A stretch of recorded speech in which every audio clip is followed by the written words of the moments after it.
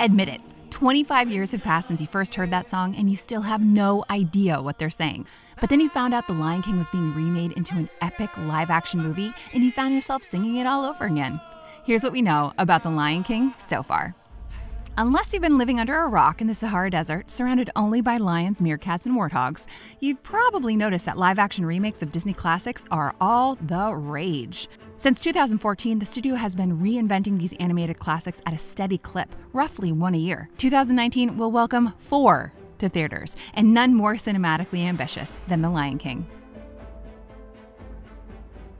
Director Jon Favreau, whose 2016 reboot of The Jungle Book showed audiences just how convincing CGI animals could be in leading roles, signed onto the project in 2016.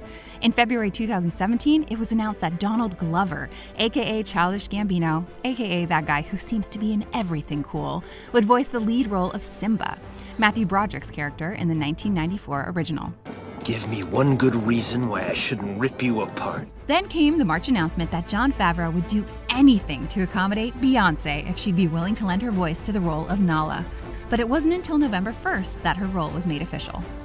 In the meantime, the production wrangled Seth Rogen to play Pumbaa the Warthog and Billy Eichner to play Timon, the meerkat voiced by Nathan Lane in the original. Kuna Matata. What a wonderful phrase. Zazu, originally voiced by Mr. Bean's Rowan Atkinson, will now be played by John Oliver. And James Earl Jones is back to lend his incomparable voice once again to the king, Mufasa. Don't turn your back on me, Scar.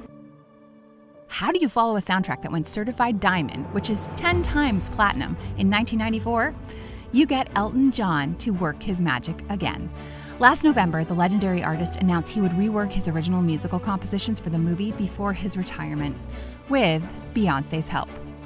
In February, it was announced that the pair would also write an original song together. Between this new track, Hans Zimmer's score, and reinventions of The Circle of Life and Hakuna Matata, Disney should have no worries about the music. Many of the virtual production techniques that Favreau and VFX supervisor Rob Legato employed on The Jungle Book to render astonishingly realistic animals have been employed here too.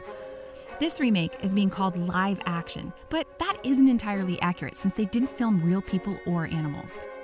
Instead, Favreau and team used CGI, VR, and motion capture on a blue screen stage in Los Angeles to create this photorealistic animation. I finally figured it out after a Jungle Book, so now we're having a really good time. So while the internet may continue to debate the terminology, there is no debating how mesmerizing the trailer was that dropped on Thanksgiving. Can you feel the love tonight? Good. But you're still going to have to wait until July 19th, 2019 to see it in theaters, the 25th anniversary of the release of the original film. Yeah, I feel old now too.